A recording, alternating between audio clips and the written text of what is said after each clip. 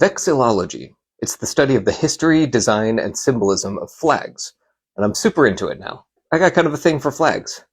Not like a sexual thing. Well, no.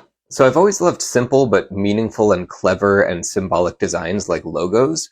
And in learning about and eventually obsessing over flags, I found that to be a very natural extension to that interest. So once I started learning the principles of good flag design, I of course started to design my own, starting with my middle school and high school bands. My first band was called Sunstone, later renamed to Counterflow because we were awesome at naming things.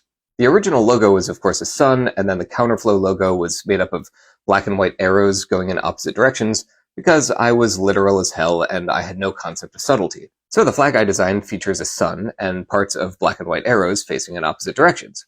The three colored areas in this flag represent the three original band members. The yellow represents creativity, the white represents the purity of our early musical explorations, and the black represents the darkness of our souls, which we channeled into rock and roll. By the way, one of the fun things about flags is that you get to just decide what everything means after the fact. There are some consistent themes, but every country acts like all of their colors in their flag are very meaningful, but they just make it up. In high school, I was in a band called Double Negative. In this flag, the four colored areas represent the four members of the band. The two negative signs represent negative signs. The white represents the unity we had in our playing and improvising because we were a jam band. And the red represents the blood of enemy bands that was shed every time we performed.